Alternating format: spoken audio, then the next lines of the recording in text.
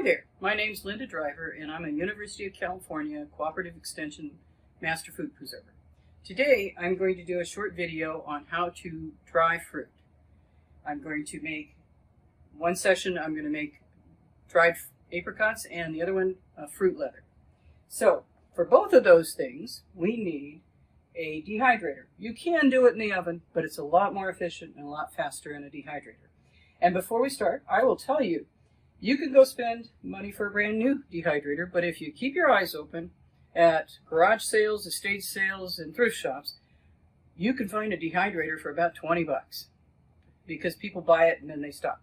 But if you've got a fruit tree and it's producing fruit, you need to do something with that fruit. So this is the way to do it. Okay, there's different kinds of dehydrators. They all have a heating element of some sort, and the best ones have a fan. This one has a fan on the top. It heats the air and it pushes it down through the trays to dry the food. There's also a temperature gauge on the side because different foods require different amount of heat in order to get to the right degree of dryness. The reason we dry food is it removes the water. And if you remove the water, then your food will be preserved and you won't have to worry about it going bad. The trays, put this over here, the trays stack nice and neatly, and you can put your dried fruit right on top of these trays, but I have found a couple of things that really help. This is a liner that goes on it, and it is really good because the fruit won't stick, and so you will be able to get your fruit off. This other liner is one I use when I'm making a fruit leather, and it does the same thing. The fruit doesn't stick to it, and so you can pour your fruit leather on it and peel it right off. Some dehydrators have the fan and heater on the top, some have it on the bottom, and some have it in the back. The best of them are these big rectangular models, but they take up a whole lot of space and they're kind of heavy. So this one was one I got for $20 at an estate sale, and it works just fine. So when you're dehydrating fruit, you want to, if you're going to dehydrate the pieces of fruit, this is where you want to find your prettiest pieces. You want to find ripe fruit, and you want it to not have bruises and not have blemishes and stuff. If they do, cut them out, but that's what you want. When we go to make fruit leather, over here, that's when you can use the beat up stuff.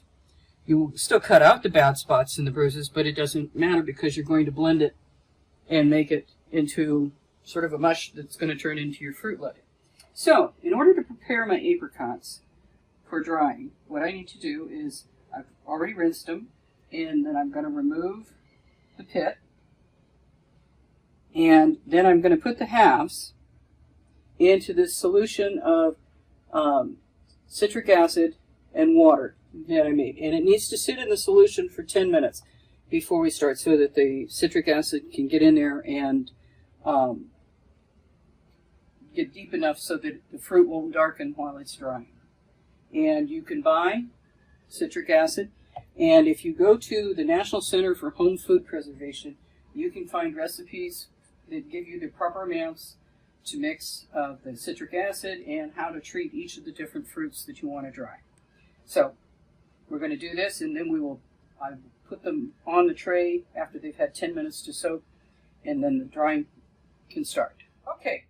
Our apricot halves have soaked in the water with the citric acid in it for long enough, for the 10 minutes, and that should keep them from browning too much when they dry.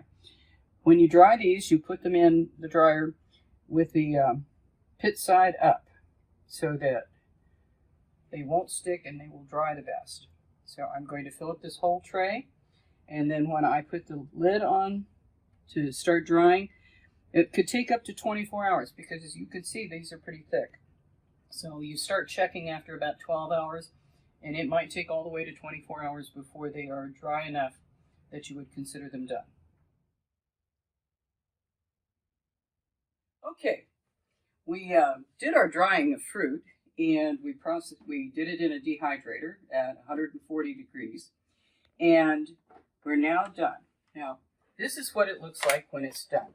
When you home dry fruit, it doesn't look exactly like it does when you buy dried fruit in the store, because the commercial people are able to do things that we can't do at home. When you dry fruit, one of the tests for it is you want it to be leathery, probably not crispy.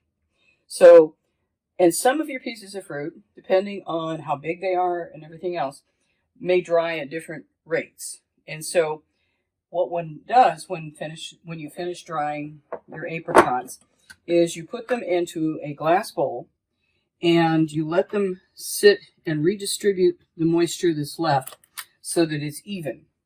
And you do that over several days in a warm, dry environment. So I'm going to put these in this bowl, and then I'll put the lid on. And every day I'll come along and shake the bowl so that they don't stick together.